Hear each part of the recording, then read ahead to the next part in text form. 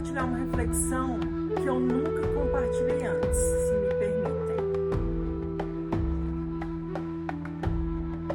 Eu estive na Floresta Amazônica esse ano. Estou pensando em fazer um vídeo que tem alguns registros, mas depois eu vejo isso porque eu não sei mexer direito nessas coisas. O fato é que eu passei alguns dias numa aldeia muito remota, no meio da Amazônia, no meio do nada mesmo. E como psicanalista, eu estou estudando muito espiritualidade e os indígenas também, como algumas pessoas já sabem. E assim, lendo sobre algumas coisas que eu tive acesso, eu percebo que, por exemplo, tem algumas aldeias, algumas etnias, alguns povos originários que usam, como é que eu posso dizer, o sofrimento externo como um meio de formação de um pajé.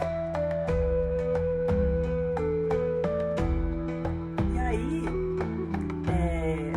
tem muitos rituais, assim, né? Alguns de desmaio, de provocar desmaio, de privação de comida, de privação de sono, algumas coisas como se fosse automutilação e tal. Claro, não são todos os povos, mas eu sei que os Xavante têm muito isso, assim, esses rituais, até para que o pajé possa desenvolver uma espécie de questão oracular, assim, através dos sonhos e tal.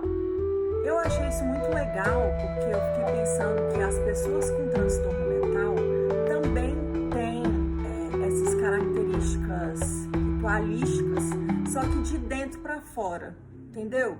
Tipo assim, não é uma coisa que se faz conscientemente, mas inconscientemente a pessoa sofre de privação de sono, de privação de comida, de sofrimento intenso, tudo isso.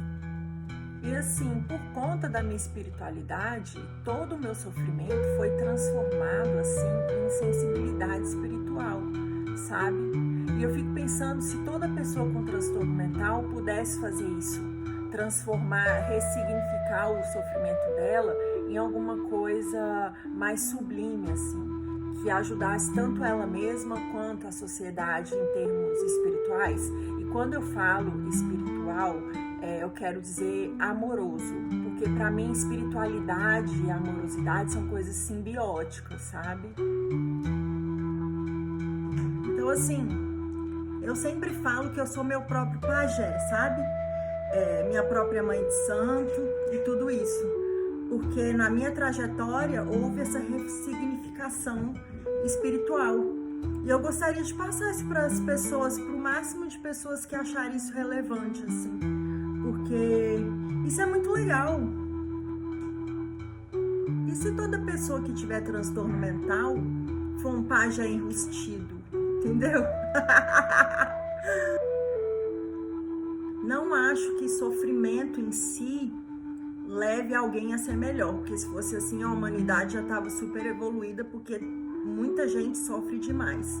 Mas quando você ressignifica esse sofrimento de uma forma espiritual, isto é, amorosa, não espiritualidade como religiosidade ou religião, mas espiritualidade como amorosidade, isso pode se tornar uma coisa muito interessante e útil para os outros, sabe? E útil para si mesmo também.